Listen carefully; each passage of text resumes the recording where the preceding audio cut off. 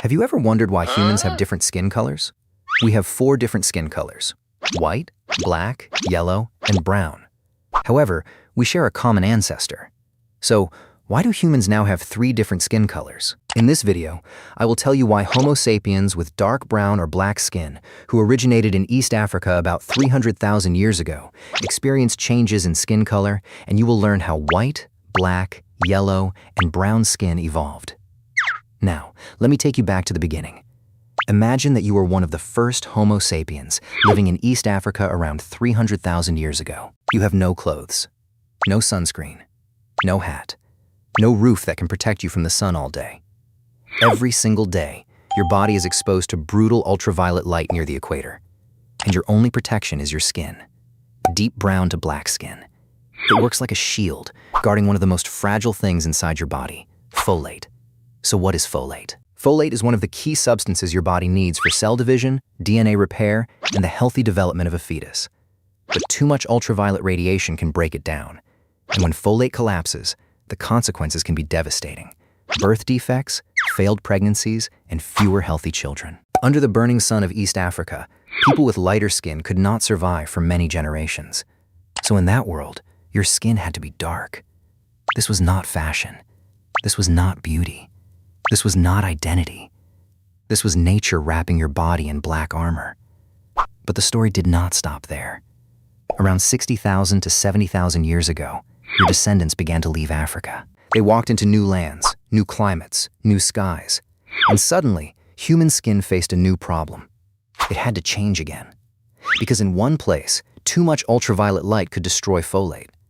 But in another place, too little ultraviolet light could leave the body starving for vitamin D. And without vitamin D, bones weaken. Children suffer. Pregnancies become more dangerous. Survival gets harder. So human skin became something like a biological measuring tool, a living ruler, a way for the body to measure sunlight. If you moved toward the equator, staying in West Africa or East Africa, or later reaching places like Melanesia and Northern Australia, the sun remained fierce. The ultraviolet radiation was still powerful enough to damage the body. So your skin had to stay dark. Very dark, like charcoal that refused to fade.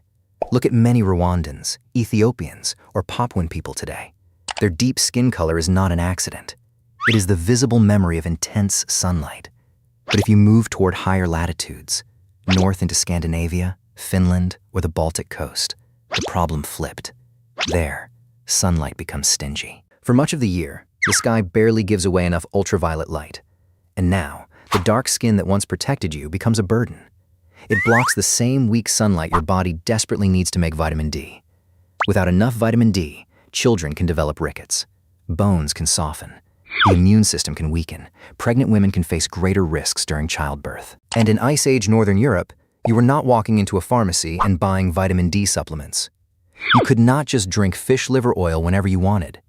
Your body had one realistic option: let more sunlight in. So, over time, mutation after mutation slowed down the production of melanin. The skin lightened, from dark brown to lighter brown, from lighter brown to beige, and in some populations, almost white. Today, when you look at many Swedish, Norwegian, or Irish people, their pale skin is not just about appearance. It is a survival tool built for weak sunlight. It is the body trying to make vitamin D in a world where the sun barely shows up. But what if you moved somewhere in between? Places like China, Japan, the Korean Peninsula, or the grasslands of Central Asia. There, ultraviolet light is neither extremely strong nor extremely weak. In summer, it can still damage folate. But in winter, it may not be strong enough to produce all the vitamin D the body needs. So your skin has to find a balance. It cannot be too dark, or winter becomes dangerous. It cannot be too light, or summer becomes dangerous. So natural selection settled somewhere in the middle. Enough melanin to protect the body. Not so much that it blocks too much sunlight. The result is a lighter brown skin tone with a yellowish undertone. Ancient people called it yellow skin, but that phrase is not very accurate. It is closer to the color of wheat fields in autumn. Today, many East Asians, Mongolians, and indigenous Siberian groups show this kind of balance. Their skin is not random. It is a compromise between protection and absorption. Now move into subtropical or Mediterranean regions. India, the Middle East, North Africa, Southern Europe. Here, ultraviolet light is stronger than in East Asia, but still weaker than near the equator. So the skin often becomes deeper than that of many East Asians, ranging from light brown to dark brown. You can see this in many people from southern India, the Arabian Peninsula, North Africa, and parts of the Mediterranean world. Their skin carries the memory of a stronger sun. And once you see the pattern, it becomes hard to unsee it. Your skin color was never created to separate humans into races. It is a biological ultraviolet ruler. On one end of the ruler, you have deep black skin. On the other end, very pale skin. And between them, brown, tan, golden, and light brown tones. Every shade is a response. Every shade is a record. Every shade is your ancestors answering the sun.